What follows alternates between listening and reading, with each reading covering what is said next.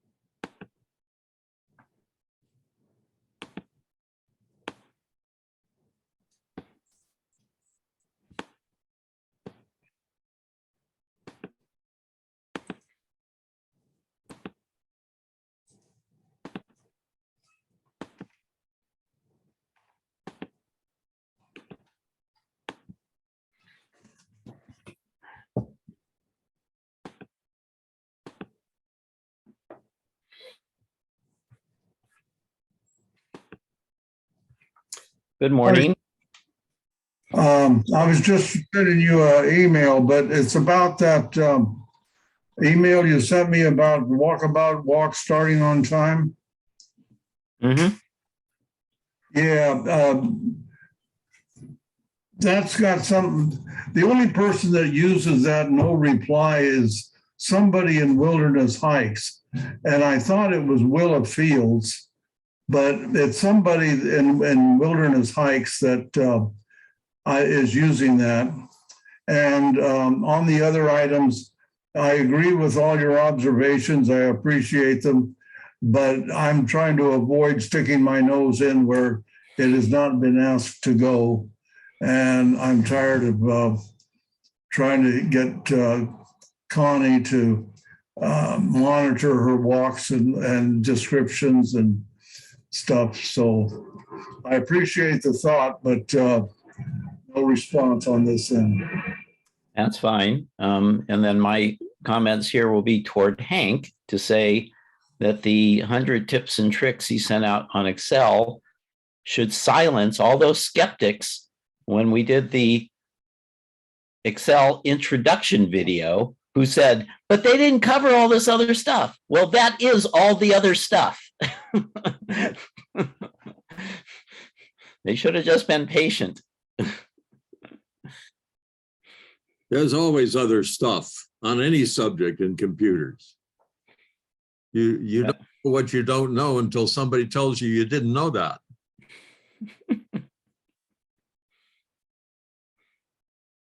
Stan, you're muted. So if you're wanting to hear us to hear you, you need to unmute your mic. I know, we're okay. Anyway, I have printed it out, all 20 pages of it. Oh. And because it's easier to make a reference to a hard copy because there's a lot of valuable information here. And so I will try to use it. Unfortunately, of course, the printed copy, the links don't work. So you can't copy and paste from paper. Yeah. Yeah. I mean, you could, but you need to literally use paste. Yes. I think one of the most interesting things in that document was the number of different ways that you can use the key control.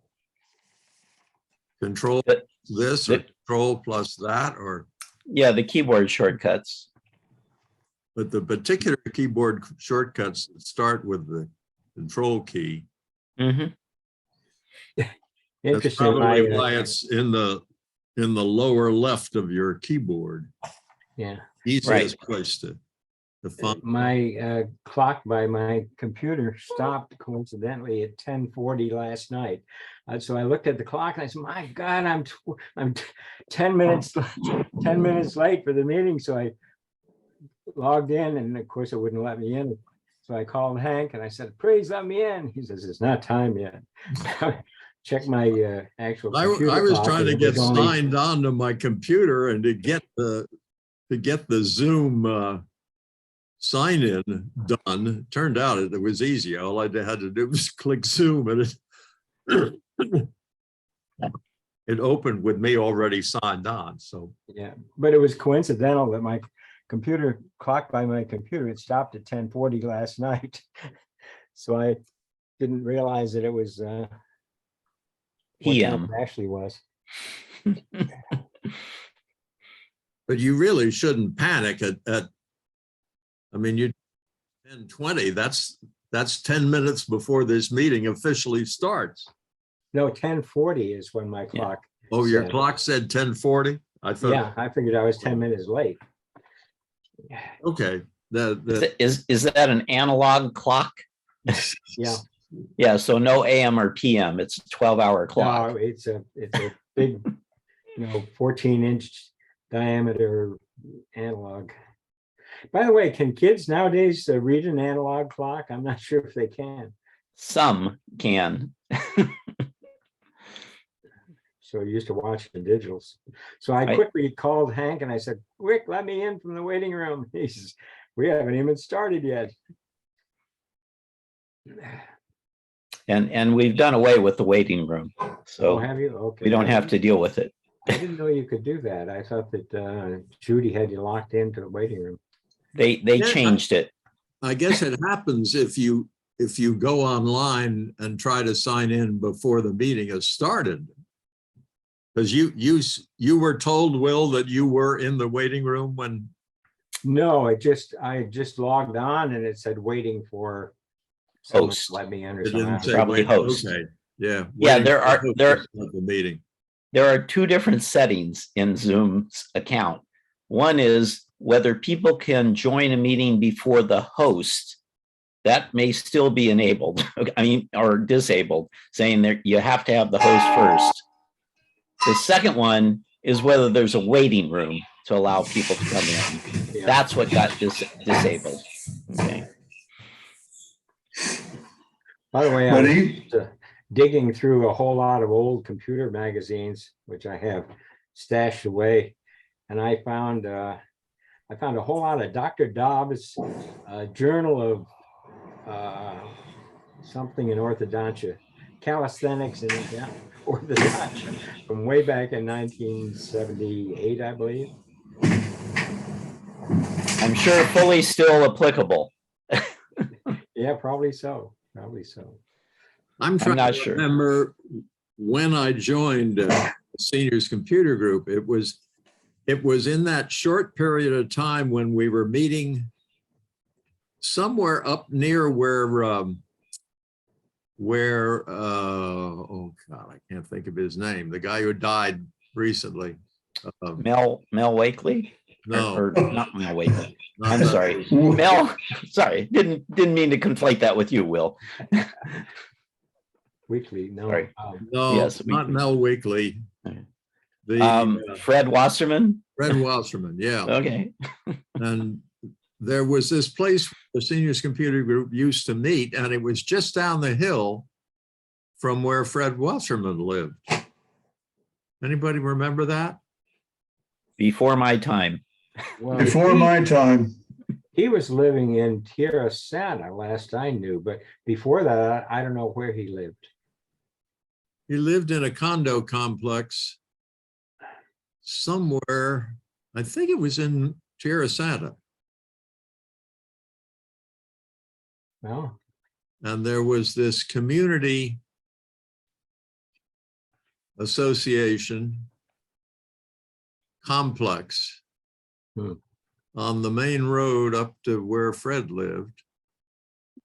And the seniors computer group met there for just a little while. I think it was just before we started at Wesley Pond. What date would that be, Hank? That's what I was trying to remember. Oh, okay. And this was. I think it was the late 80s. Yeah.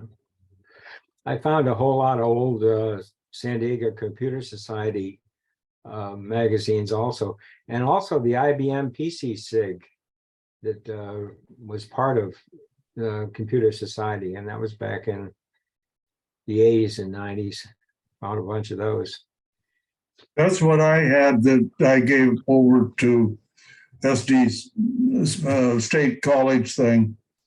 Was the IBM and Compatibles user group and the San Diego Computer Society. So you've given Amanda a bunch of those already? Yeah, newsletters. Yeah. So I may have duplicates of those.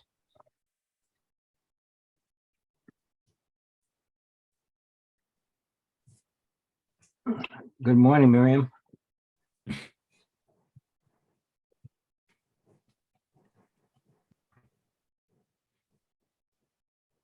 Dan? Good to It's see you, afternoon Alice. here. You must be in Milwaukee. Still, yep. Less than a month and I'll be back.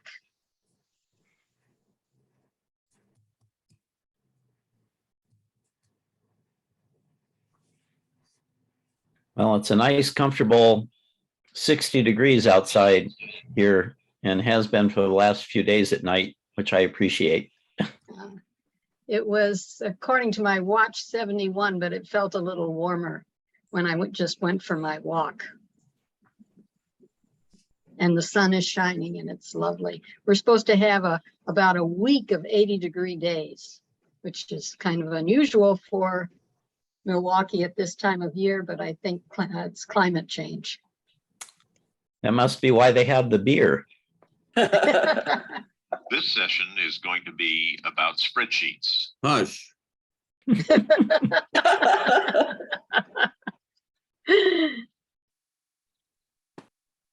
That's not supposed to happen until later.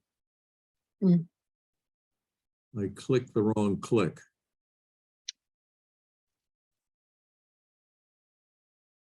Oh, there's Willie, the Excel guru.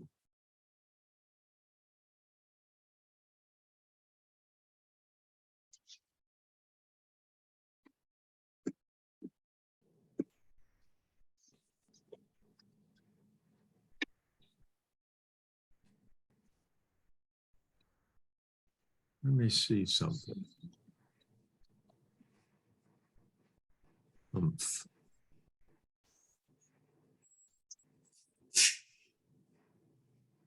No, that's not right. That's right. There we go.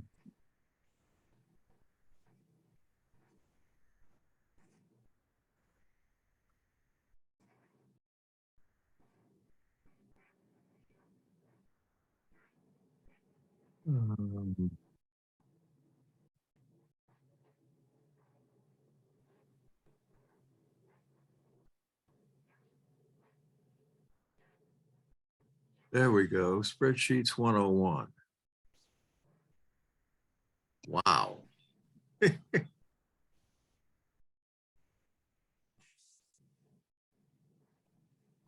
I just looked up the date.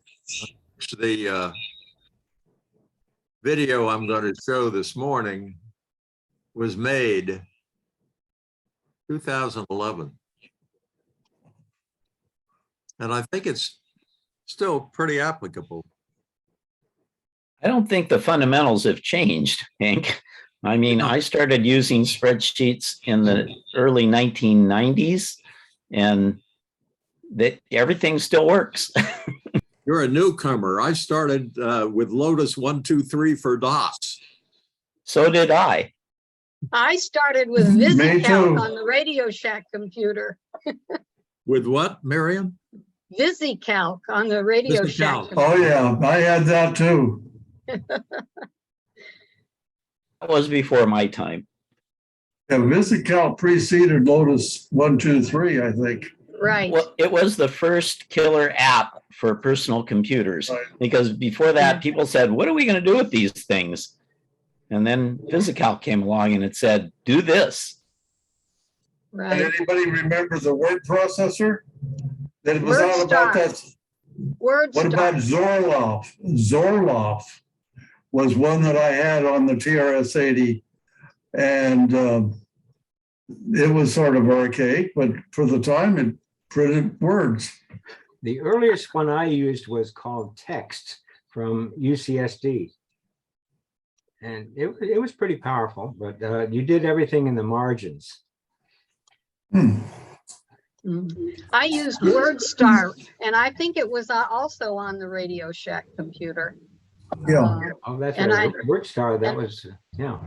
And then I skipped WordPerfect and went to Word. Oh, I went right to WordPerfect, and I loved that for a long time. And I used Paradox database for a long time.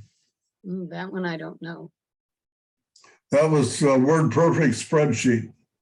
Ah, And Actually, it was their database, Dan. Their Oh, spreadsheet the was database. Quattro Pro. That's true. Yes. Yeah. Paradox was a relational database that. I was looking at my first computers. The first one I had was an Atari, I believe, way back in 1978, maybe. mine was they called a lunchbox, and it looked like a lunchbox. Was it an Osborne or was it a K-Pro? Neither. I can't remember what the brand name was. Sinclair? You It sort of opened up like that. There's a flip the little, a little keyboard and string. it sort of folded down in front of the display. And the display was probably all of about 6 inches across or something. Yeah, something like that. And black and white. K-Pro, or not K-Pro, I should say, compact. Yes. Compact. Yes, that's what it was. Compact. Yeah, A compact lunchbox. Yeah. I think they were called luggables because Luggables. as opposed to like a laptop. The Osborne and the K-Pro were luggables.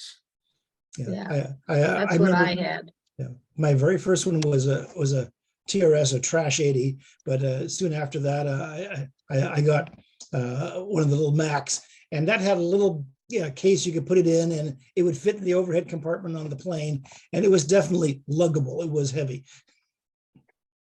What who thinks they had the early who here had a computer very early, in what year? I can't pin it, but I think it was early 80s. Yeah, mine was early 80s. I had an Atari in 1972. Oh, yeah. But by then I had a leading edge PC compatible. When I went from the TRS-80, I went to a leading edge, which was IBM knockoff.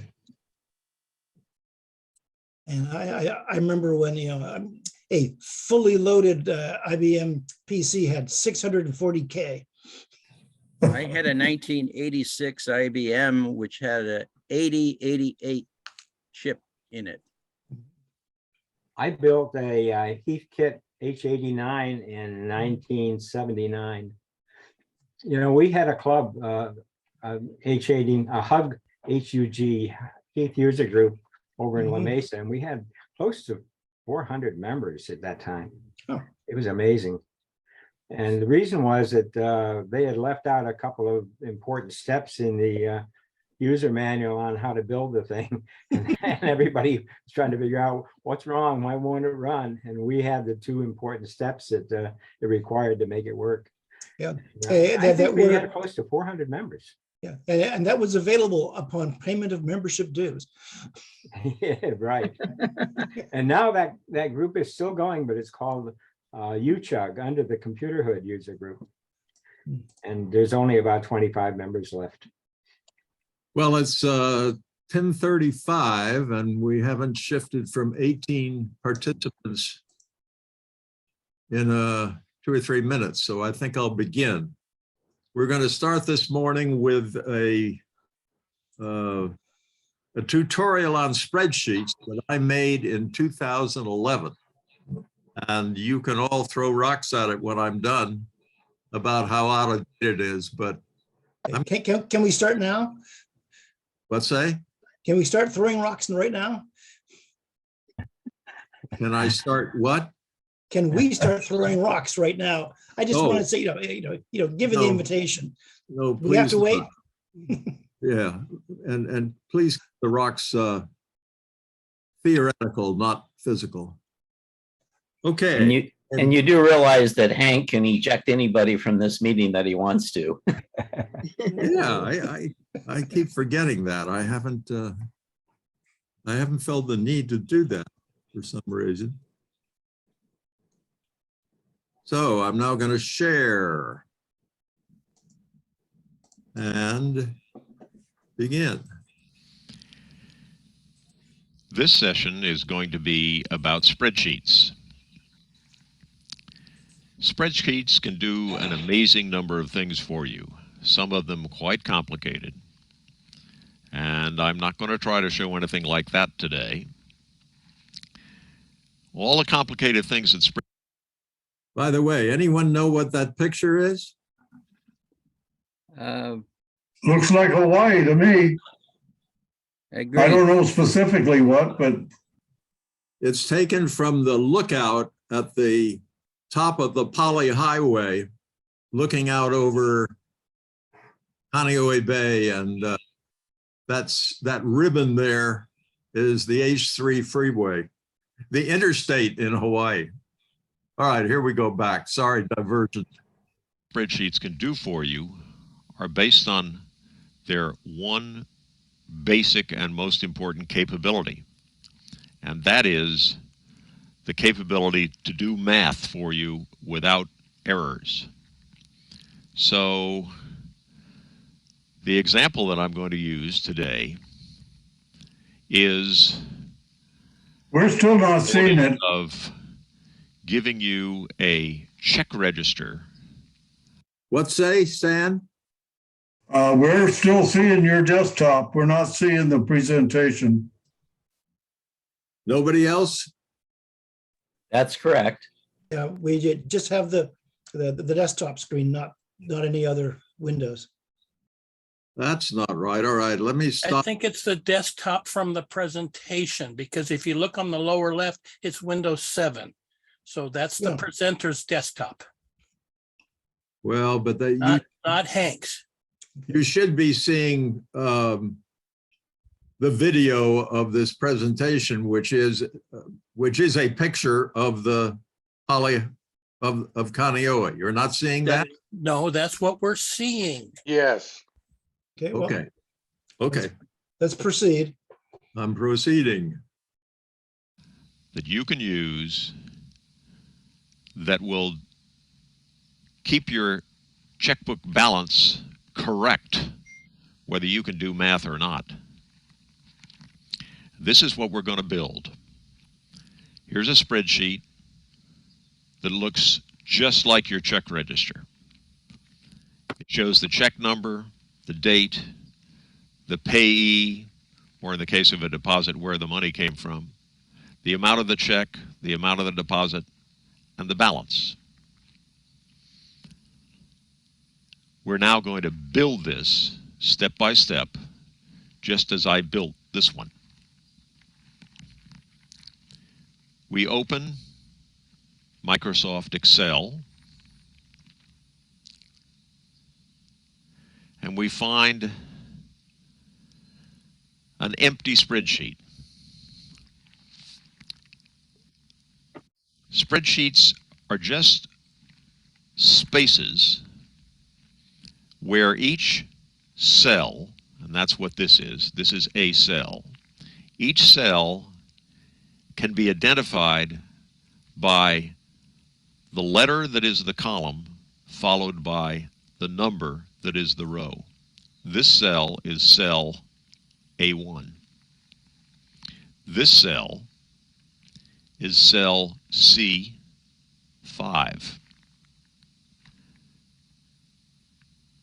And that it will become obvious in a minute why that's very important. So first I'll put the headings in this check register. This is the check number. I'm typing that, and then I hit the right arrow key and it moves over one. That's the date column. This is the payee. Now, I'm going to make that payee column a lot wider than the others by dragging the border of the column to the right. This is going to be the amount of the check. This is going to be the deposit amount. And this is going to be the balance.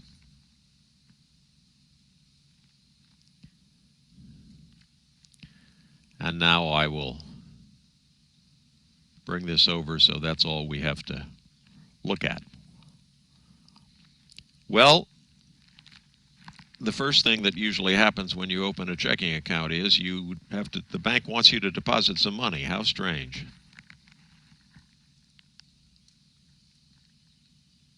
So let's say that in this hypothetical checking account, you start out with $2,000. Now, that $2,000 is listed as just the number 2,000. What I really want is the number 2000 decimal point 00. So I'm going to adjust the format of this cell and this cell and that cell and all of these cells down in those three columns.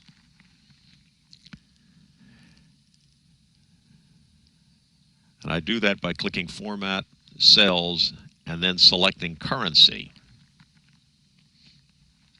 And click OK. And you notice that that makes this number something that looks much more like dollars. Now, I said I was going to do all of these, and I didn't. Now I'm going to select all of those cells and do the same thing. Format, Cells, Currency. Okay.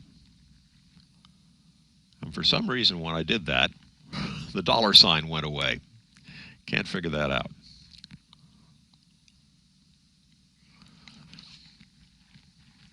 Okay, let's say that the next thing we do is pay a bill. And that is check number 1. And and this one, by the way, we'll say that was, we opened this account back on the 15th of June. And let's say that I'm copying this from a paper check register. Let's say that on the 17th,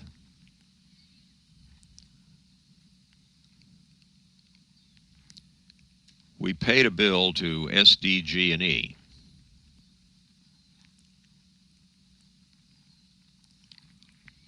And that bill was $137.42. Now here is where the capability of a spreadsheet really is important. In this cell, we want the balance the balance in the checking account after the 137.42 is subtracted from the 2,000.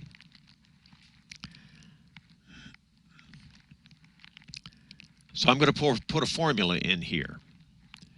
Well, if I knew Excel's rules exactly, I could type that formula in here and it would calculate that balance. But there's a much better way. If I type in this cell a plus sign, and then I tell the spreadsheet that I want it to be plus this cell by pushing the up arrow key, and then I type a minus sign and tell the spreadsheet that I want it to be this F2 here minus D3, which I tell it by going over 2 spaces to the left with the left arrow key. See, it puts that formula in there, F2 minus D3, and then I tell it that I now want it to be plus this cell, just in case that had been a deposit instead of a withdrawal. So I do plus sign and left once, and then I hit the enter key. The number in here will be F2 minus D3 plus E3, which will be, I'm now typing the enter key, it will be that balance. Well, now let's say that we have a payday on the end of the month, 6/30/06, and I'll type payday, and let's say that your pay at the end of the month was $2,000. Type enter, and I could do the same thing I did before. I could say plus that, minus that, plus that equals that. But here's another great capability of spreadsheets. I don't have to.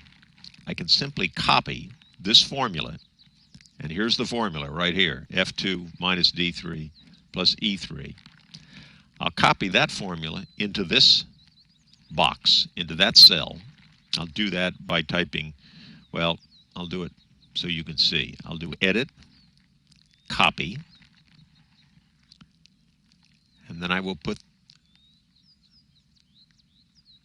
the cursor there, and I'll do edit, paste. And lo and behold, the formula in here has now become, instead of F2 minus D3 plus E3, it has become F3 minus D4 plus E4, which is exactly what I wanted. When you copy formulas in a spreadsheet from one place to another, it changes the row numbers if you're copying down, or it changes the cell numbers if you're copying left and right. So it becomes appropriate for the cell that you're copying into. Excuse me. And now I'm going to copy this formula all the way down here for the next several cells. I'll do it by typing Control C, and then I will do Control V, which is paste, into all of those cells. And now you see that until there is something additional put in here, that balance stays the same. So let's say here was check number 2, and on the 1st of July, I paid a bunch of bills. Oops.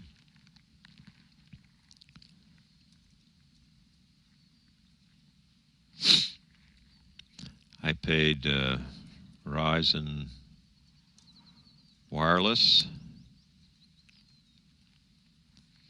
I paid them $66.39.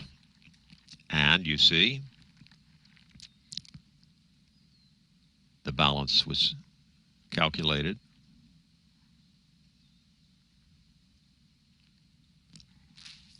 Well, this is interesting.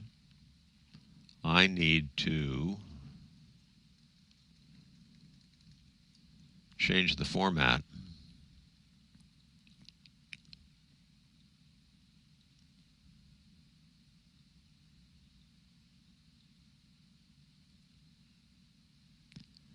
To be a date.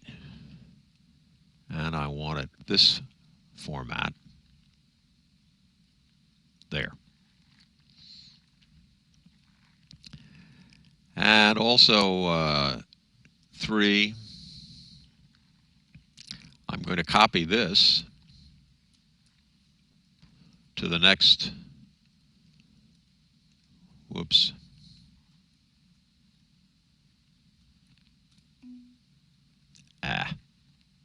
Doesn't like that.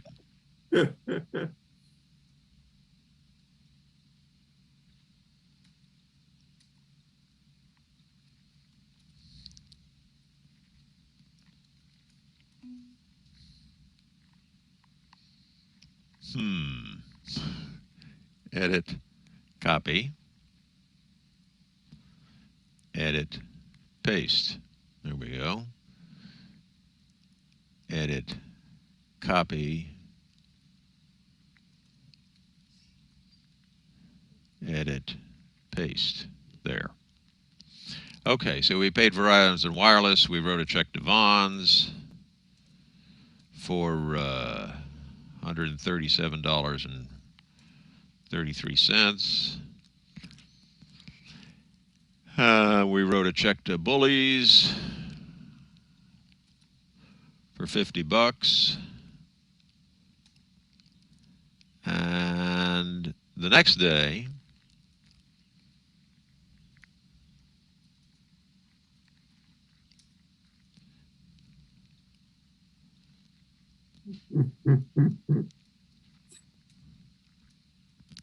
we got a check from Gene for $200. And as soon as I type enter, this balance is going to be changed to $308 or $3,808.86. There are a few other things that you can do simply in this kind of a simple spreadsheet, like filling in the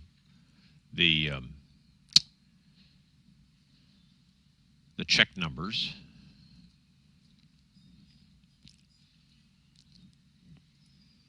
If we select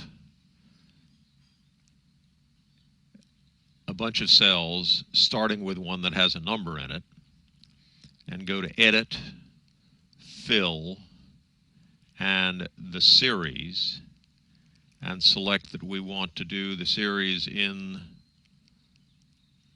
the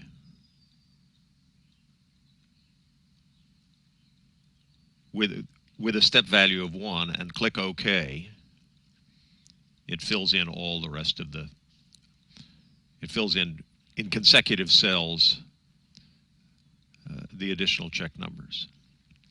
But the most important part of this particular spreadsheet is this formula here and its ability to be replicated with the right row numbers in all the other cells in this column.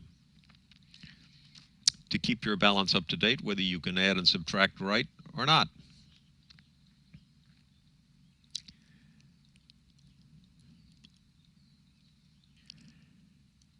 Finally, I'm going to show you a spreadsheet that is a lot more complicated just to demonstrate what can be done. Here's a spreadsheet that has prices of 100 stocks. And the prices run from January of 2003 all the way to the right to last Friday. And way over to the right are a bunch of formulas, some of them using Boolean algebra. And here's a sample. If this particular stock has a price change in the last week that is more than the price change in that same last week of the S&P 500, this formula puts the word buy here. If it beats the S&P 500 over the last 3 weeks, it puts a buy here. If it beats it over the last 5 weeks, it puts a buy here. And if it beats it over the last 8 weeks, it puts a buy here. And any stock that gets a buy in all 4 of those columns has another formula over here that says if all of those are the same and they are buy, put its symbol here. So there's a spreadsheet that gives you one way to select out of those 100 stocks which ones are really beating the market. I update that spreadsheet every week. So, you have seen how to build a simple spreadsheet to provide in your computer a checkbook register. I hope this has been interesting to you, and I hope that if you're interested in learning more about spreadsheets, you'll come tell me, and I'll put something together that might help you do that.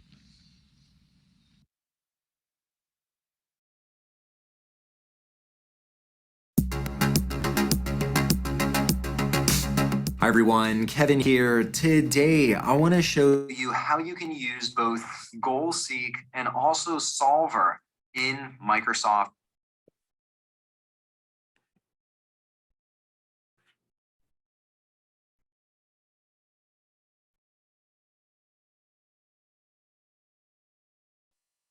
Several times. Basically, we're going to set up some rules for the content of these cells and the format. Goodness, that's another one that I don't want to show right now. Okay. We picked up 4 more participants. We shouldn't have started so soon.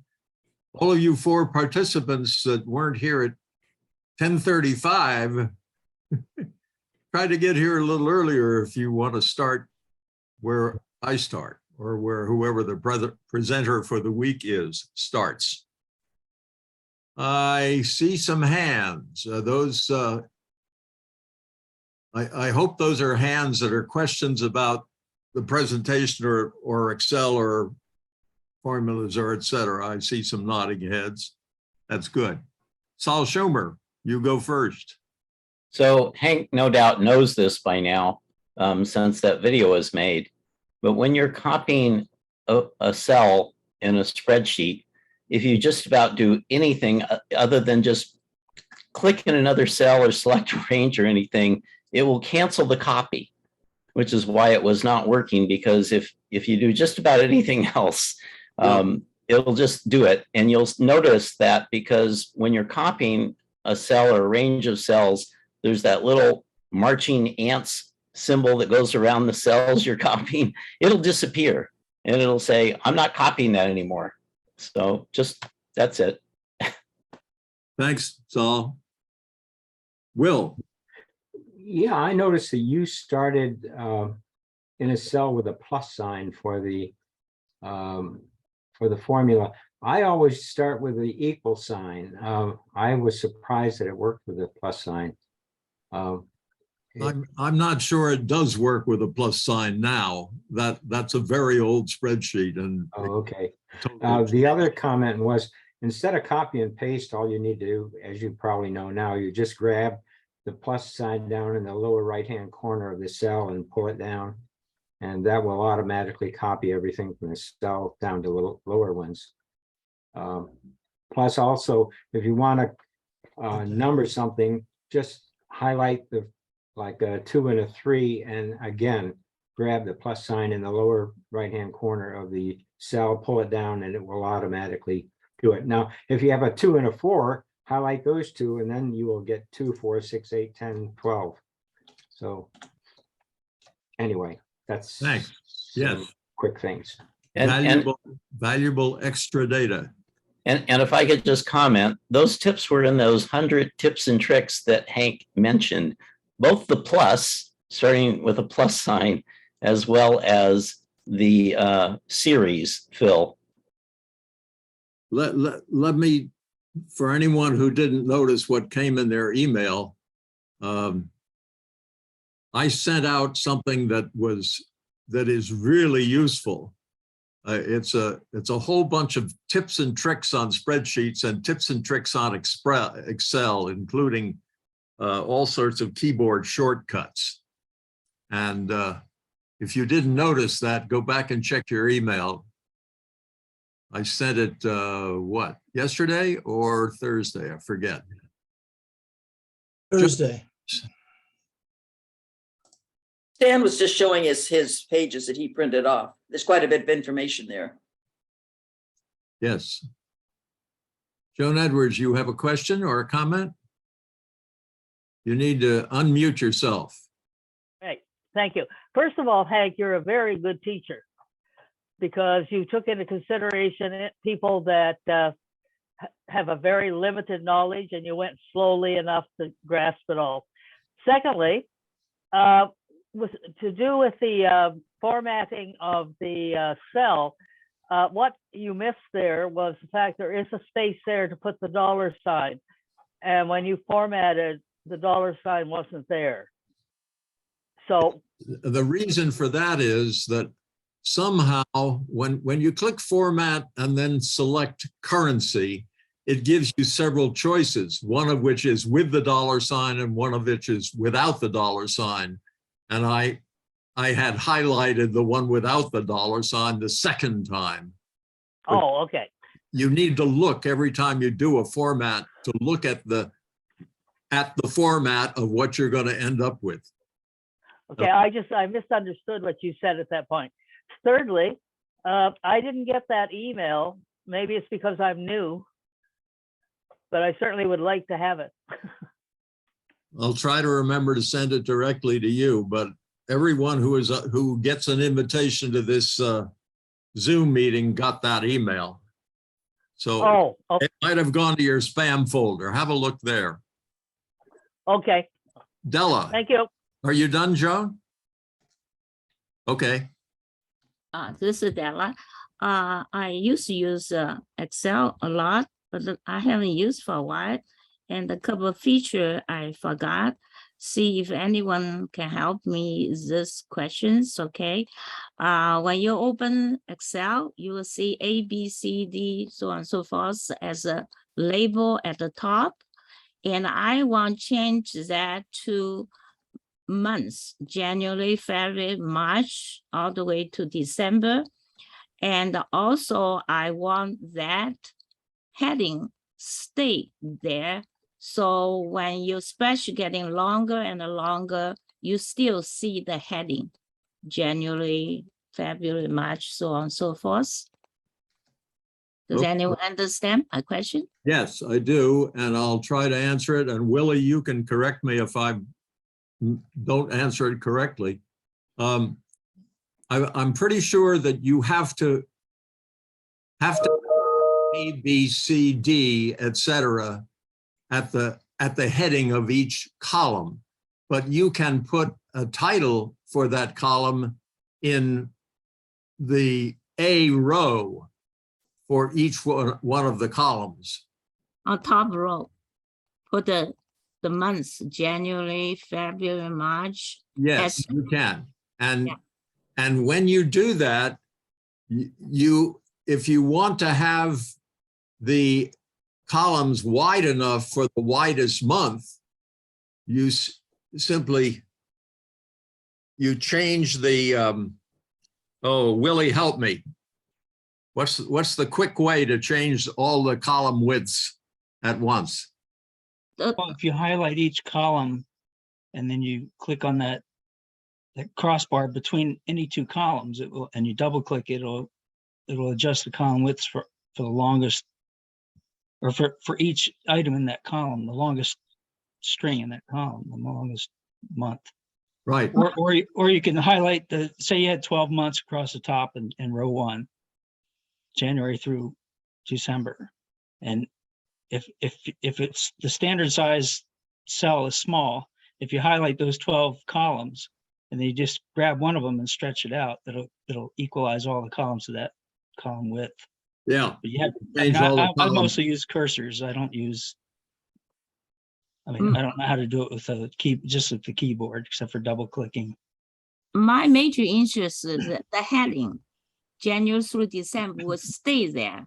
Right. When your spreadsheet getting longer and longer, you still see, oh, that's January. Okay, you have to go to freeze panes. It's kind of hard to describe. It'd be easy to show, but Yeah, let me try to freeze.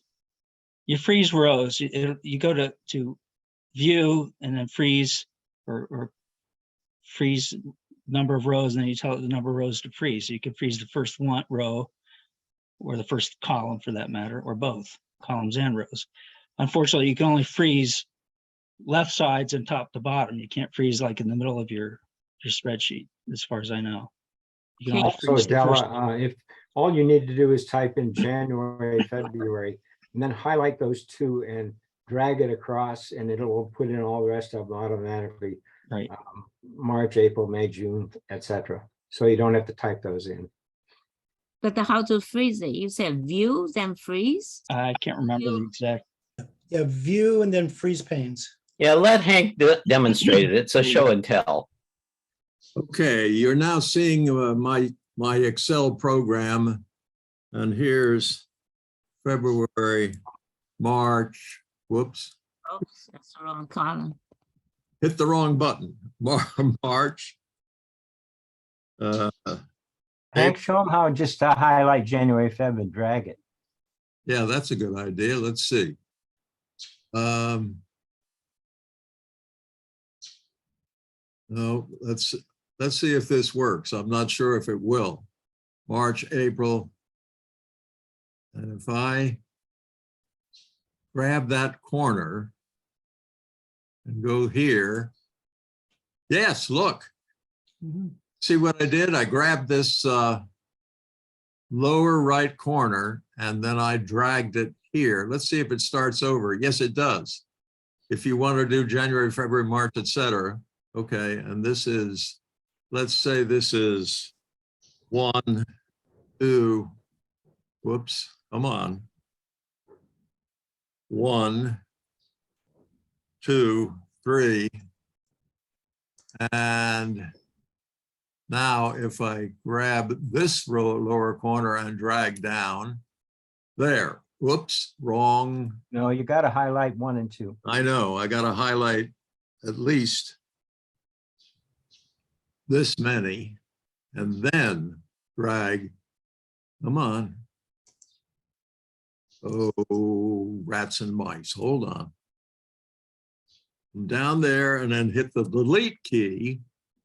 And now come up and highlight that one, hold the control key down, highlight that one, and then, never mind. Let's see if this works. Nope, still doesn't. Highlight 1 and 2. Or 2 and 3. Yep, I'm highlighting 1 and 2. And now let's see if I can do this. No, you didn't highlight 1 and 2. I know, highlight 1 and highlight 2. Maybe I'm not doing that right. Drag. 1 and drag down there. There we go. There's 1 and 2. Now I should be able to, hooray. Okay, now freeze panes. If you want to be able to see the top row when you scroll down, and you want to be able to see the far left column when you scroll right, what you do is put your cursor at the place where what you want to save is above you, and what you want to save in the columns is to the left. And then you find freeze panes. Where's freeze panes, everybody? And Under view, go to, you gotta go to View. what? View. Someone said view. You're right. You got to go to view and then click freeze panes, and then you get some choices. And keep rows and columns visible by the rest of the worksheet scrolls. Oh, okay, great. Yeah. She wants freeze. Now, when I go down, see, when I go down, Yes. you keep the top row, and when I go right, you keep the left column. Yeah, I see that. Oh, Yeah, that's number one question. Thank you for the answer. Our second question is, normally you use a worksheet is something simple, and you can use workbook. In other words, you have many sheets, and that's all the sheets connected. For example, if you buy gasoline monthly, whatever, the gasoline is one sheet, and you have purchased food is another sheet. You have entertainments, another sheet. So you can connect all together as a workbook. Does anyone know how to do that? yes, you can. I'm not competent enough to demonstrate that quickly and easily, but here down at the bottom, I think I'm still sharing, yes. Here down at the bottom, you can see sheet 1, and if I click sheet 2, that gives me a whole new worksheet. And I can't tell you how to do it, but I know that if you put something in or if you put information in these 3 worksheets, and then in a fourth worksheet, you put something in that requires information from more than one sheet, you can do so. Willie, can you tell how easily? It's not, well, let's work with just sheet 1 and sheet 2. So you have information in sheet 1, correct? Yeah, Right. say you purchase a gasoline. Right, so go down to sheet 1 and just name it something else, just so you can see that. Double click sheet 1 name, double click that tab. Now you can name it whatever you want. Just say months. Just type in the word month. Okay. Just to let people know that you can just change the name to whatever you want. Yeah, okay. So now the sheet number 1 has months. Sheet number 2, you can call it whatever you want. Weeks. Okay, then, I don't know, go back to months and stick some data in months. So stick something in February 3rd, just stick 3. I don't care, it doesn't really matter. Okay. Okay, enter. And then go to weeks and stick something in there. It doesn't matter where you put it, just anywhere, just stick 5. There, 234. Now, if you go to sheet 3. Yep. Now just highlight and it say in A1, type in equals. And A1 type equals. Right, so equals, and then go to your month sheet. Now just go down to your months tab down at the bottom there, months.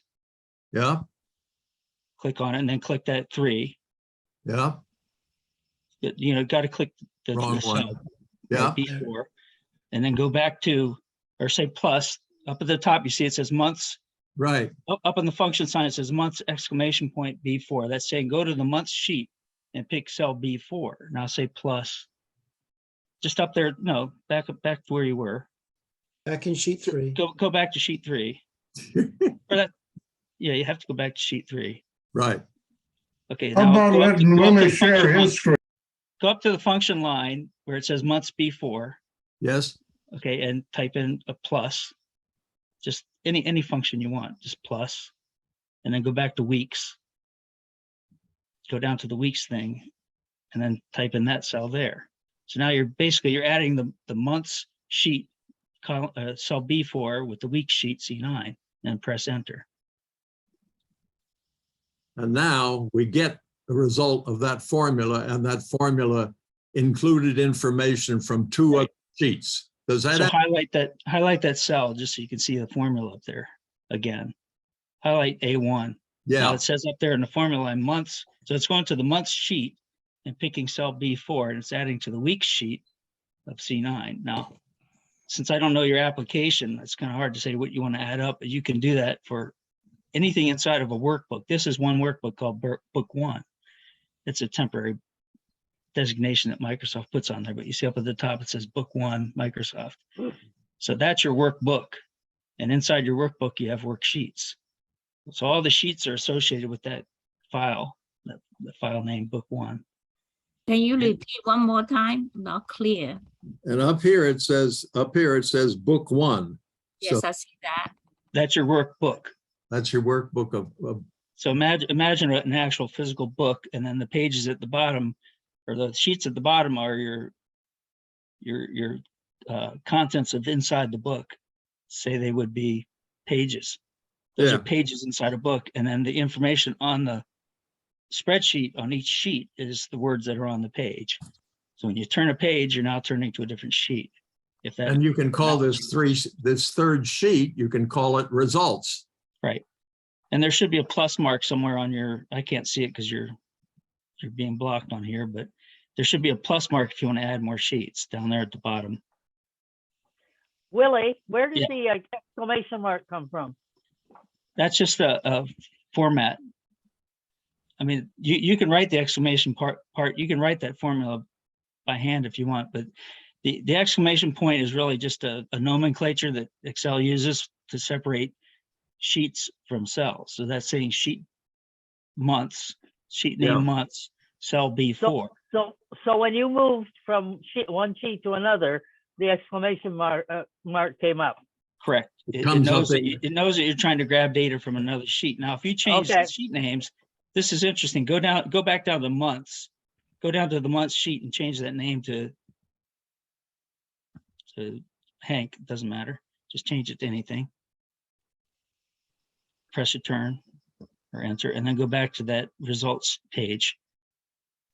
And if you look up at the top there, now it's changed it to Hank.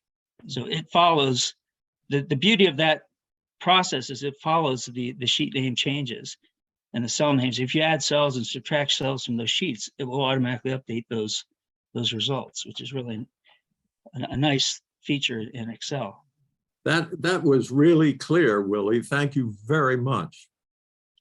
I'm not sure I get 100%. I understand creating sheets is not difficult. I know how to do. You said this. Well, sheet, hold on a minute. I suggest that you go to YouTube and type in the search box for YouTube a phrase that says, how do I refer to cells from a different sheet within Excel. How do I include information from more than one sheet in the results for a workbook? If you can phrase the question properly in YouTube, I will bet you will find a long and detailed and clear video that will tell you how to do that. can you repeat one more time how to get result? Have a total amount for all the items that are purchased.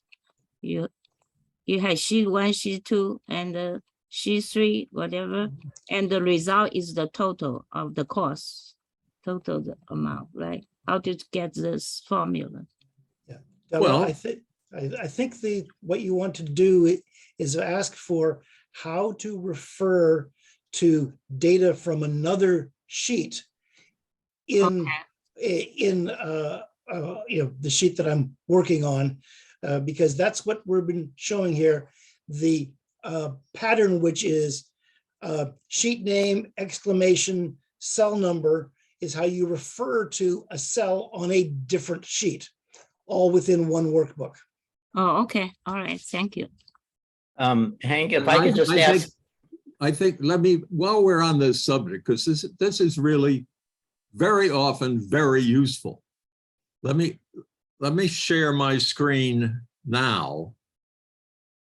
Well, while you're doing that, Hank, could I just ask Della, did you understand when Hank was showing his video, how he selected cells as references and formulas?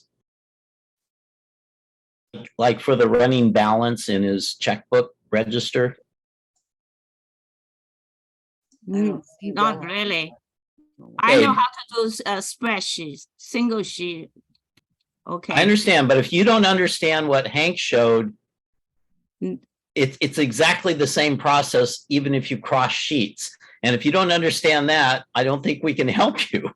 No, I understand that. I just don't know how to add all together, get the workbook result, the total amount. You just have to, go to the results worksheet and put a formula in there that goes back and picks up the information in each other sheet. And you have to describe that information by the cell number. Can someone do where you want to pull the information. One more time? All right, I think we need to, I'd like to go to a demonstration of something that will help more than just you, but it should help you too. I am now sharing my screen for my basic search engine in my browser, which is Google Chrome. And in my browser, I have a YouTube bookmark column that will get me to it'll get me to my channel of YouTube here, which is all the places that I have put up my 120 some odd tutorials.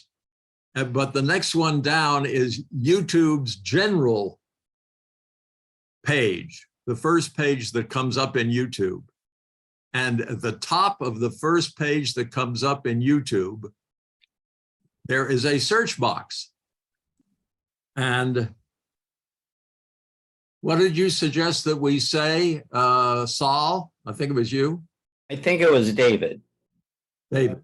I think we could search for how to refer to a cell on a different sheet in Excel. How to refer to a cell on another sheet. There it was. Yeah, in a different sheet on Excel. Yeah.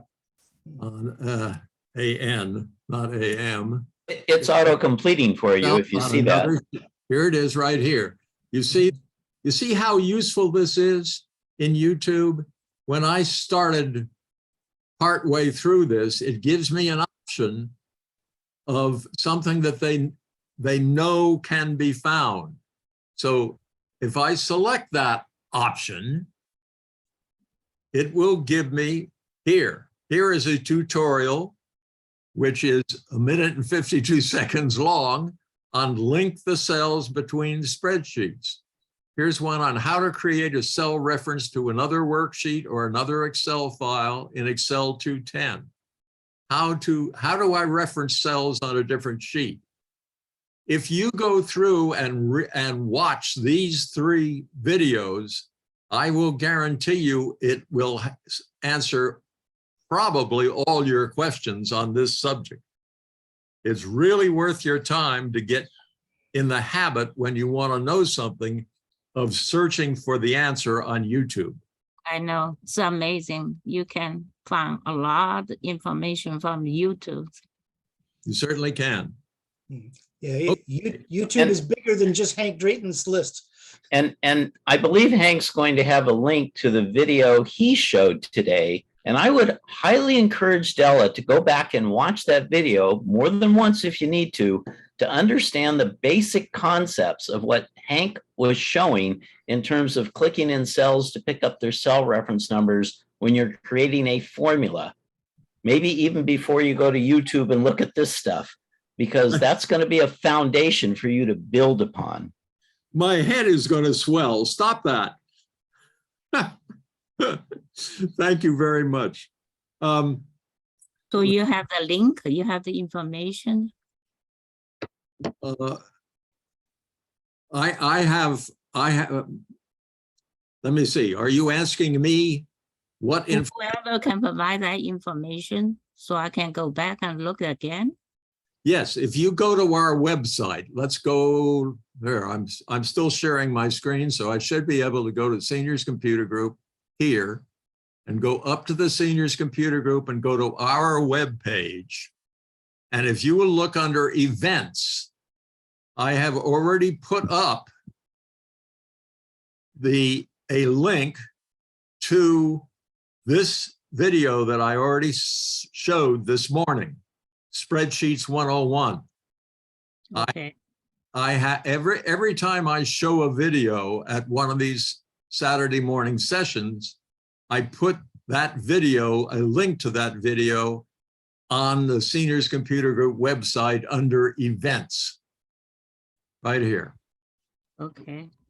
So Seniors. that's how you can go back and play what we played this morning. If I click on that right now, it will start that whole video again. There you are. This Okay, session thank you. is going to be about I did that. Okay. Let's go back to our Zoom session. Whoops.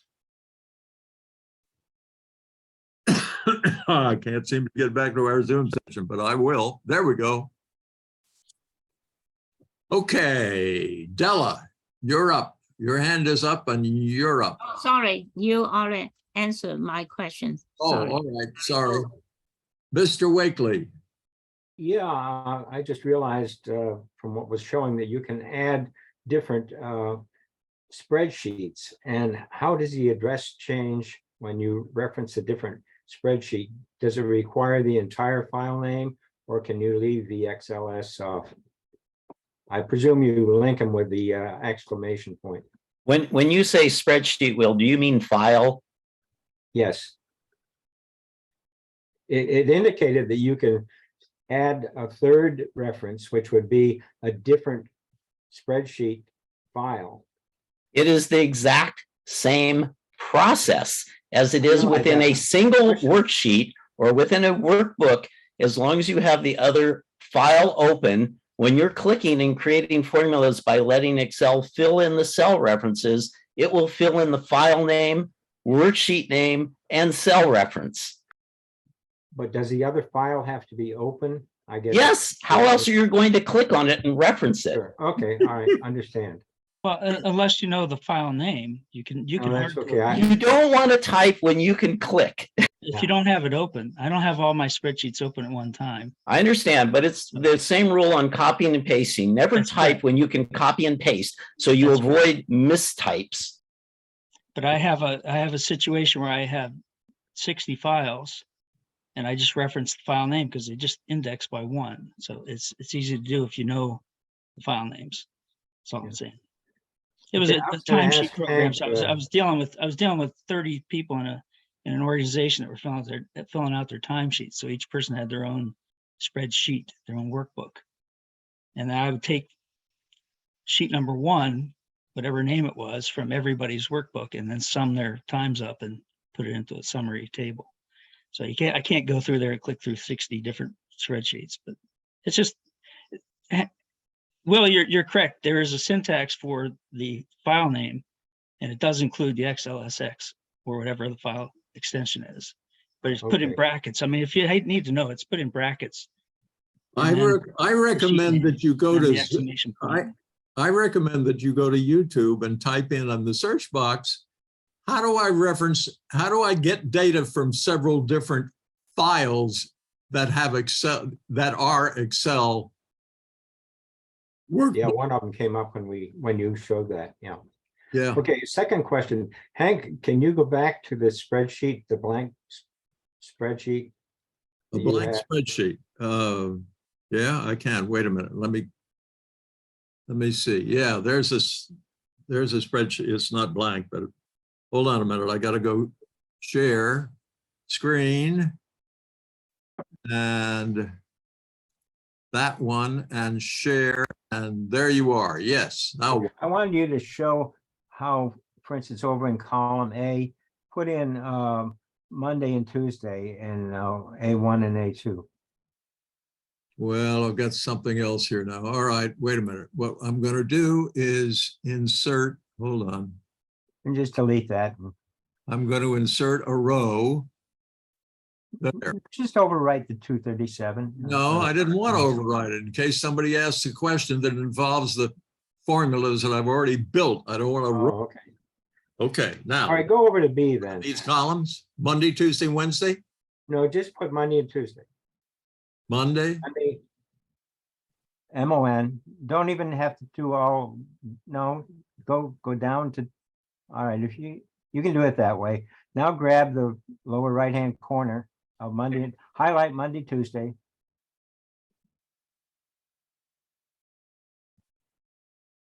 And grab the lower right and pull it to the right.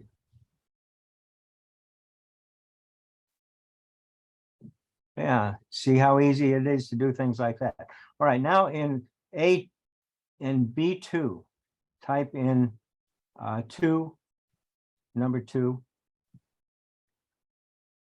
and B3, 4. No, B3. Okay, wait a minute. B3. I know, I heard you. Just be patient. I have to find the right button. Okay, 2 and 4. Right, and now highlight 2 and 4. All right. Just highlight 2 and 4. And now drag down. Now drag down. Come on, little mouse. Behave. Nope. Managed to erase them. As Will said, if you do the wrong thing, no, that's not going to work.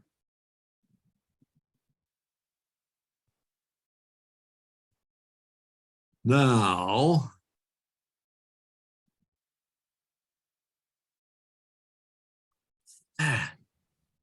okay.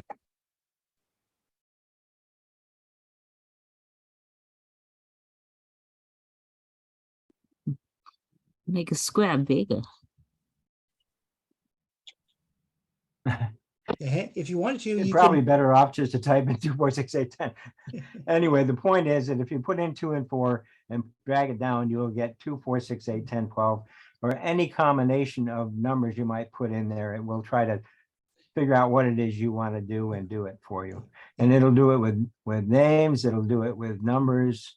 it will extend the pattern.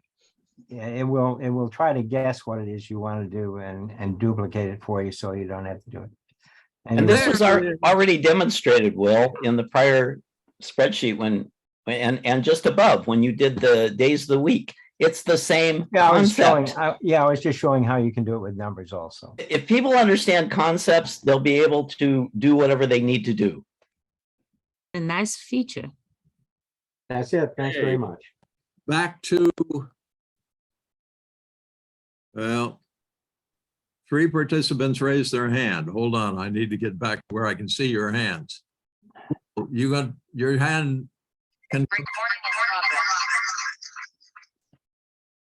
Patricia, that was you. Fran, you're up. Unmute yourself. There we go. So that was a nice presentation. In the end, you ended up with a checkbook balancer. I just want to say, I may sound like an old fart, but in 1981, I got my Atari and I wrote via DOS a check back balance. That was a lot easier than using this Excel, following all those steps. So sometimes we get more sophisticated, but make things more difficult than necessary. Amen. Lotus 1, I still use Lotus 1, 2, 3 because it has some features that disappeared in Excel, especially in the in charts and graphs. Hello, Willie. Yeah, this is really just to comment back to that autofill feature. You have to be careful when you're working with times and dates, because as you noticed when you were playing around with it earlier, if you try to drag down a date, it will automatically increment the date. You have to copy and paste when you're trying to copy a date, like when you said July 1st for your check entry. As soon as you drag July 1st down, it assumes you want to increase it by 1 day. But if you just say copy paste, that's the only way that you can copy the actual date. You try and drag down January 1st and assume it's going to copy January 1st down. It doesn't, it increments it by 1. So it's just a caveat. And it's one of those weird things about Excel. It thinks you want to increase by 1 day. Supposing you typed in January and the next box you typed April, and the next box you typed July, whatever 3 months is each time. Will it go down by quarters? I don't know, but that's a good I point. think it will. I'll bet you it will. I mean, I think you can just type in January and drag it and it'll know you want to go by month. Yeah. It was in that, it was You in don't that want to cheat go sheet. by, I said, if you don't want to go by month, if you want to go by the first month in each quarter, I wonder if you can do that. Okay, that's an exercise for somebody who's curious for next week. I think we should stop dragging. Well, you could probably, you know how when you copied farther than 12 months, it started repeating the month. Yeah. If you put the year in there, it will increment the year. So you actually can just drag out for 5 years and have every month for 5 years. It understands what January 1st, 2022 would be. And if you go past that December to the next January, it'll know it's 2023. Well, as you, It's just something handy to know. You can drag it out for as long as you want. As long as you put the it right should size. recognize the pattern. Right. Okay, do we have questions on other subjects today for Q&A? There's a hand from Joan Edwards.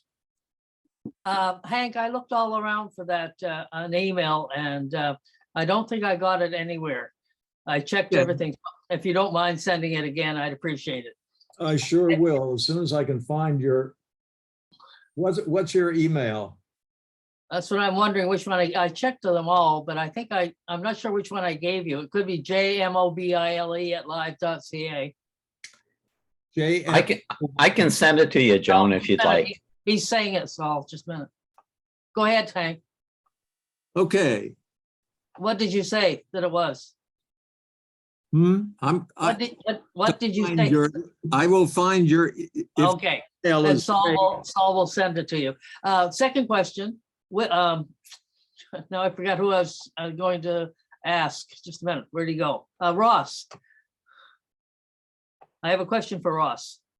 Go ahead. How often do you see cleaner? You're muted. You're muted, Ross. He knows. What's that? He's taking care of it. Give him time. Oh, okay.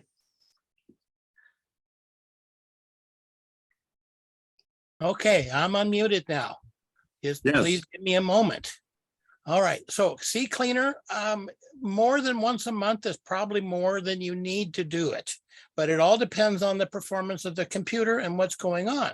So in other words, if you're having trouble with a web page that it's not working correctly, using sea cleaner will clean out the cache for the web page and maybe make that web page work correctly. Thank you. On that subject, I just had something happen to me that might be beneficial to everyone to know and how I fixed it. I was having computer troubles, all having to do with my browser. Things were not showing up as fast as they should, and things were sometimes dropping in the middle of me doing something on a web page. And at the same time, I went down to watch television that night. And one of the things I watch on television is some streaming from either, what do you call it, Netflix or Amazon Prime. And I'd go a little ways through a movie, and all of a sudden I'd get the hourglass, and it is going around and around and around and takes a long time. And that comes through. The reason I'm saying this is because for those of you who have this happen, I finally got my head together and realized that I'm getting my movie through my internet connection. And the way I fixed both of those all at once was to come up and totally unplug and remove the battery from my modem, wait 30 seconds, and disconnect my router and wait 30 seconds, and then plug them both back in. And all of a sudden, everything works just fine. I was having serious internet troubles, and I just had to start over. So yes, restarting your devices is always a really good thing to do. That's one of the first things we always ask. Have you restarted it? And in your case, it was your modem/router. Restarting your computer is the same thing. When I speak to people saying, I'm having a problem with, and I said, have you restarted? And they tell me, well, I don't think I was ever supposed to restart my computer. That's not true. Leave it running all the time, but then restart it when you have trouble. That's it. Ross. Good advice. Willie. Yeah, I have a comment, then a follow-on question. In the email that you sent with that PDF file or whatever it was that I sent to you, that you sent to everybody, it has a lot of links in there. Those are active links to myonlinetraininghub.com or whatever the source is. They're really handy. So if you see a blue highlight in there and you want to know more about that subject, Minda Tracy, who runs the website, is very good at what she does in teaching. Mostly advanced Excel stuff. She produced this thing several years ago that was, more of the basic tips and tricks. But she's a good source to go to, her website. Okay, the question I had was that I had to reset my phone. I had to do a factory reset on my phone. It's an Android phone, Android 9. And I had quite a few apps that were on there. Is there a way to find out what apps you used to have so that I can recreate those? Or are they just gone for good? I see Ross shaking his head. Okay, it wasn't that many. I don't. So again, when you reset it, it says clear everything out of there and put it back to the way it was that came from the factory. Right, but there's nothing from Google. When you my Google account that kept track of those. No, there are applications that you can find that will do a complete backup of the phone. But the issue is that saying you want to do a complete backup and then you want to do a complete restore. Well, if there's a problem with an app or something else in there, it's going to put it back exactly the same way it was before. The only thing that you can do is to try to, if you think it's a particular app that's causing you a problem, you might try to uninstall/update that particular app. But a reset to the phone is a reset to the phone. Say goodbye. Oh, it didn't. I mean, it just totally hung up, wouldn't go anywhere. I called the company and they said nothing we can do. So I just did factory reset. That's what. Again, I know the apps that I had on there, but I don't want to reinstall the apps automatically. I just want to know which apps I had put on there in the first place. So you would have WhatsApp and a couple of things, but you would have to, there's a lot of changing going on in there. So I hesitate to say use X versus Y, but you might look for an app from a company you're comfortable with that will do a full backup of the phone. And well, then I can't do that now, Ross. That's the whole point. I'm trying to figure out what I can do now, not what I can do in the future. In the future, I will back up my thing, but right now I'm looking for how do I find out what apps were on my phone? I can't. That's the answer. Thank you. Okay, Joan, I have sent you the tips and tricks just now. Where'd she go? I will go check. Okay, Will Wakely.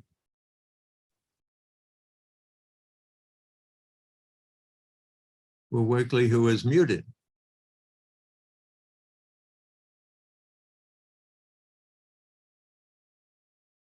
I was having trouble with moving windows around on the screen, which I discussed last week. I discovered it was my mouse that was having the problem. And so I went into devices and went to mouse. And what I want to do is reload the drivers, but I did not see any way to do that. Apparently, I'm not looking in the right place. Probably Ross can help me. Is there a way that I can reload the drivers on a mouse?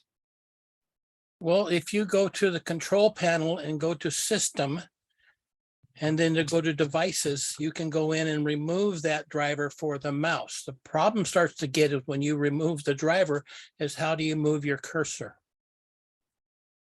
Yep. Because now you don't have a device driver, mouse in driver in there that will help you do that.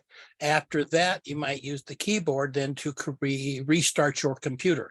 And if you remove the device and Windows finds it on rebooting, it will put it back in. If you think you need to have a new version of the driver, wherever that mouse came from, then you can go get a new version of the driver. If it's a generic, then it's just going to use the one from Windows. Yeah, this is a wireless mouse. And I was hoping that I could just do a refresh on the drivers, but maybe not. Okay, maybe I didn't mention last week that you would be better off if you had a mouse with a wire on it. I did. I hooked up a wired mouse, and that's how I discovered the problem was my wireless mouse. But I like using a wireless. Isn't that your answer, sir? Isn't that your answer? When you plugged in a different mouse, it worked better? Yes. But I want to use the wireless mouse. I don't want to use a wired one. Quit while you're ahead, Will. Use a wired mouse. No, it doesn't work as well as my wireless mouse. Oh. I'm sorry, I thought you said it Your worked. wireless mouse works. When the wireless one works, it works much better than the wired ones. That's Okay. why we like to use it. Yes, dear. Della. Hi, I recently purchased a Dell laptop computer. That's a XPS. It's a very good photographer, do editing for people play games also.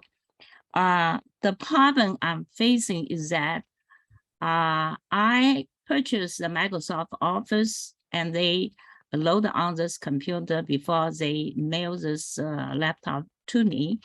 And we were on vacation last week and I want to type some document and I want to save the document on my laptop hard drive. So I went to C drive and I create the folder called documents and I type that document save on hard drive under a folder called document.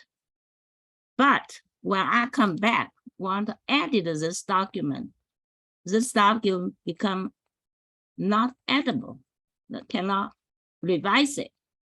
And someone said because you went to OneDrive, I don't know how that happened.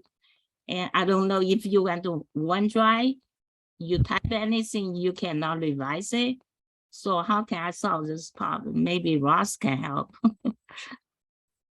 So Microsoft wrote OneDrive and they think it's the best thing that you could ever have and will force it on you. So when you sign in on your computer, if you're using an email address of a Microsoft account, then you have a OneDrive account automatically created by Microsoft. If you go to your computer and go to My Documents, it should show you that's where those files are that you're working on. It will also show you when you go back into, say, Word, and you go to Recent Documents at the beginning where it says File Open, then it will show you that drive is located either on your local computer and or at OneDrive.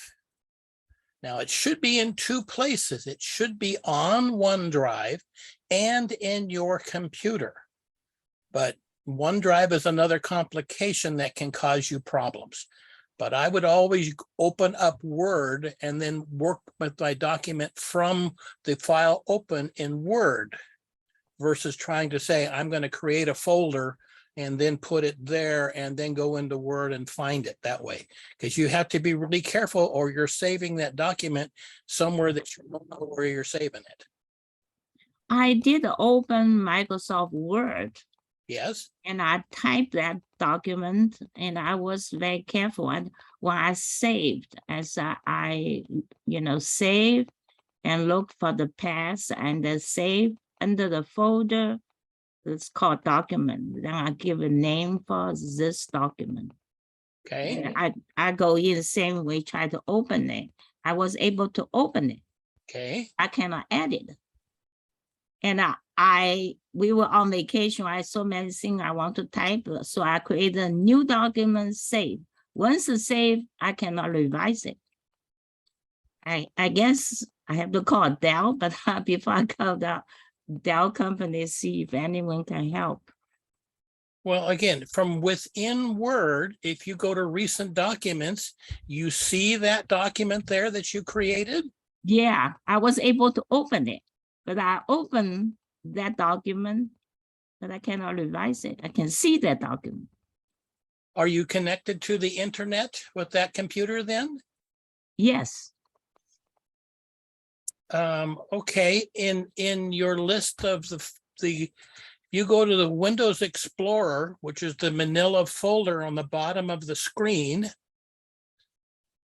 And then on the left-hand side, it starts with quick access and shows you a number of locations.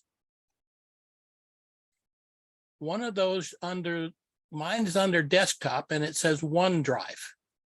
And yeah, I have OneDrive they provide. I guess OneDrive create a problem. I don't know. Okay, I'm trying to suggest to you how you might look into the OneDrive folder. Okay.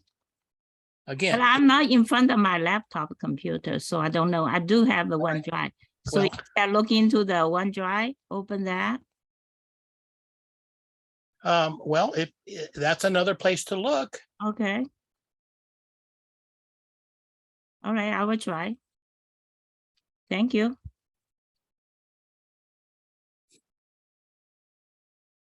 Okay, Joan Edwards. Got it, Hank. Thank you very much. And lower your hand, please. Yeah, I will. Okay. I see no more hands. And it is 11:53. Any thoughts, anyone? Until we adjourn? Yes, Saul.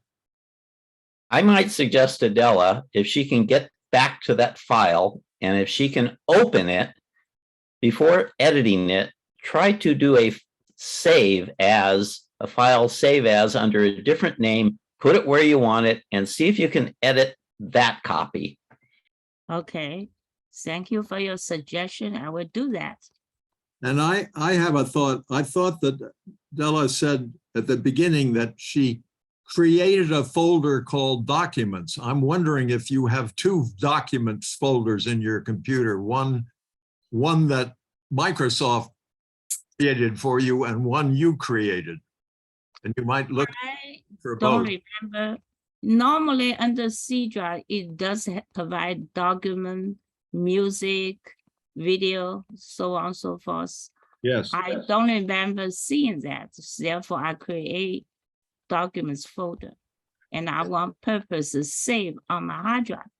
I did that. I think as Saul is suggesting is that you have made another folder called Documents in another location. But again, recent documents should show you where that is. And if you click on the manila folder on the lower left of the screen, it will give you a list of most of the folders that you should be looking for. Okay. But again, if you can open it up and save it, you may have saved it to a temporary location. I would suggest that when you do, as Saul suggested, you always use a file save as, and then examine that location to say yours should be behind the users folder, behind your name, and the folder called Documents. If it isn't, then you're going to have trouble finding it. But I do remember I purposely save on my hard drive. But didn't you mention that you created a folder called documents? Yeah, under C. Okay, so again, you're not using the standard location. You've created another folder that you happen to call documents. You shouldn't have had to do that. Okay. But Also, even you want to create a document folder other than the document folder they already provided, that's fine too, right? You don't have to call document, you could call something else. So I would not use the same name again that Microsoft uses to avoid confusion. So you might want to call it documents 2, documents dash your name, whatever else you want to call it. But don't use the same name documents, because again, I think that's where part of your confusion is you're looking in the standard documents folder versus the one that you created. also, I wanted to just point out, if she created it in a place that's high up in that folder, she may be creating in a place that as a user, she does not have write permissions to. Yeah, I understand, and she shouldn't have been able to create the folder. It would have stopped you from doing that. But again, I agree that it's in another location, Della, than what you're expecting it to be. So if you know what you named the file in Windows, you can search by that name versus browsing to it.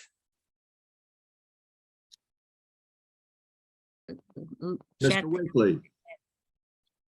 Yeah, back to my mouse problem. Ross, if I hook up a wired mouse, can I then go in and delete the drivers for the wireless mouse? And then when I reboot, will it automatically go out there and get the latest drivers for that wireless mouse? So it depends on what driver it is using. In other words, there's a lot of mice that don't use their own driver. If it's a generic mouse, then it uses the driver that comes with Windows.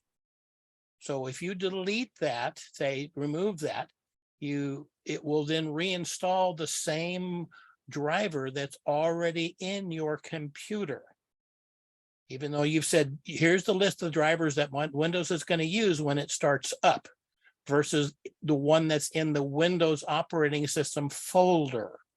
And says, when you said, I'm going to delete that driver, it goes over that folder and puts that driver back, the same one that you had before. It won't go out to the internet and get, or go back to Microsoft and get the latest drivers. No, it does not do that. Even if I delete them. One more time. And delete those drivers. Well, it will not go out to the internet and get it. You have to force it to do that. Now, under the driver for the mouse, you can tell it to go out there and look for a newest driver, and it will look in the Windows updates, or you can point it to say, I've downloaded a new version of that driver, and then you point the utility there from the driver of that mouse and say, use this one. So in other words, if you have say it's a Dell and you have a driver for a video card that came from Dell, you can point it over to that folder and say, use this one. Okay, this is a Logitech wireless mouse. Then go to Logitech and get the latest version of the Logitech software, which then will install and will update your driver for you. Okay, so I don't need to delete the drivers, just update them from whatever I download from Logitech. I would have you go to Logitech and get the latest version of their universal driver for mice. All right, thank you. Willie.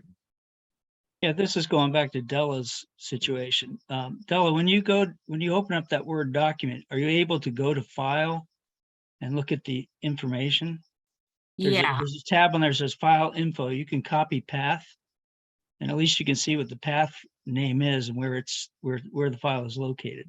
You can copy and paste that into a word processor or a spreadsheet or a notebook or something like that, but it copies the path into your clipboard. And then you can go and look at that path and determine if it's OneDrive, it'll be a URL kind of path to OneDrive. It'll have a lot of letters and numbers that we don't understand. But if it's something on your drive, it'll say C:/document/ wherever, whatever folder you may have put it into, and that should tell you exactly where it's stored at. I still think it's, because we talked about this in Mary's class. I know you're in that class. I still think it's related to your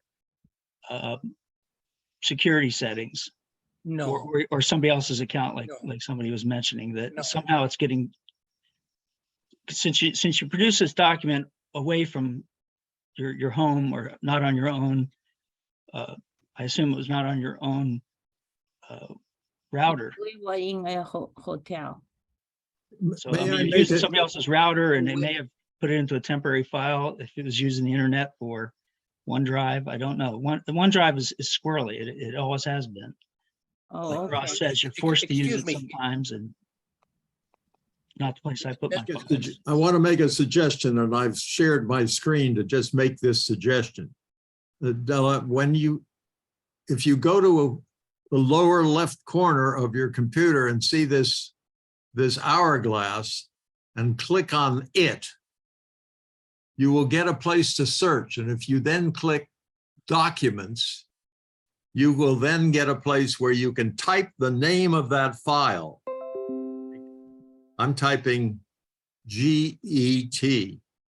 I have some files in my computer, one of which is the GET, that stands for General Excise Tax in Hawaii. all we're seeing is a black box, Hank. Yeah, Hank, you got big black squares on I your. do not see, yeah, I do Okay, not. wait a minute. I wonder why. Hold on. You're sharing a screen. Well, you're sharing an application, not sharing your entire desktop screen. And sometimes it also, you have to be able to. I don't think I can do that. I don't think I can share that. I think it just comes up as a blank screen. It doesn't show you what I'm putting in the blank screen. Better not less. Let me just suggest this to Della. Go to this place down on the left. You can see that now, right? No. You still blocked. I'm button. still blocked? Yeah. All right. And Hank, everybody's Windows taskbar isn't identical. Some people may have the hourglass search, some may not have it on their taskbar. Okay. Well, I suggest that you go to your taskbar and look just to the right of the Windows symbol. And if there is an hourglass there, click on it and type in the name of the file you're looking for. Yeah, are you speaking of a magnifying glass, sir? Yeah, magnifying glass. I should not have said hourglass. Magnifying glass. It's the common symbol for search. Yeah, I remember seeing that, although I don't see it right now. It's blocked. All right. I think we are about done. It's afternoon. Hank, I sent you a chat. I'm asking the board members to hold on for a few minutes. And I was hoping Alice would stay, but looks like she's already gone.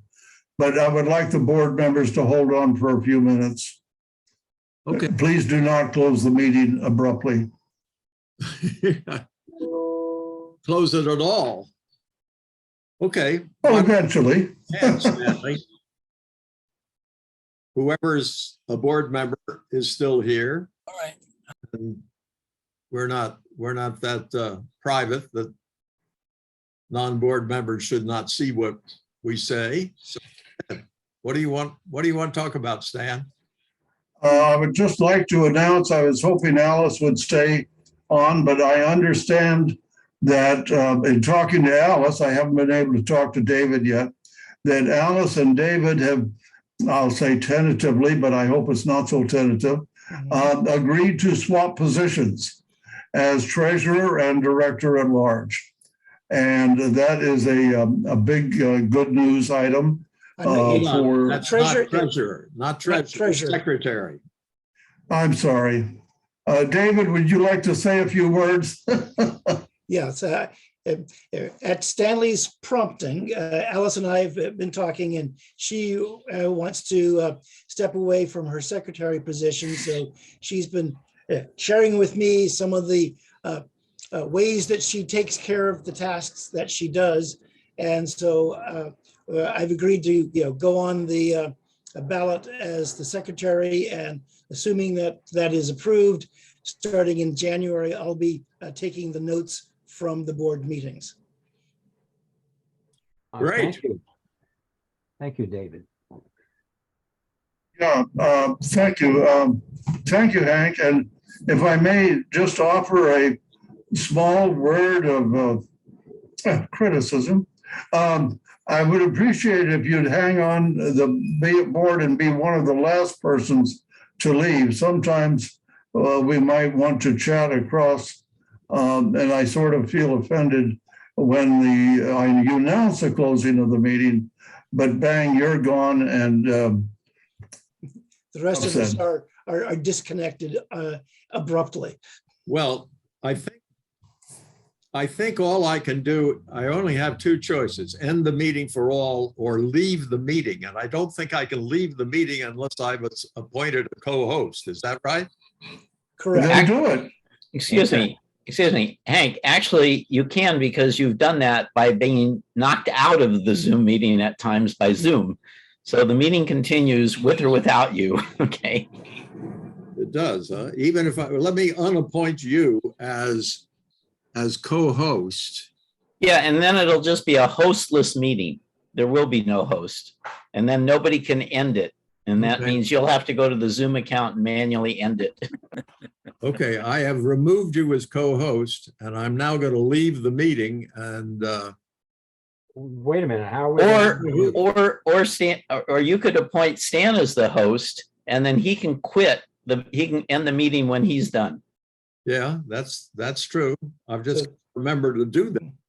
So Saul, are you saying that if we have a hostless meeting and we all leave, there's a zombie meeting that exists? It just means it's a Zoom meeting with no one acting as the host. Yeah. And I'm going to do that right now. I'm leaving the meeting, and you all can see how it works and tell me next week. Bye-bye. Oh, hold on. With no hosts, when I leave the meeting, I get another item that says I have to assign a new host. Yeah, I would assign it to Stan, transfer the host to him. That assign and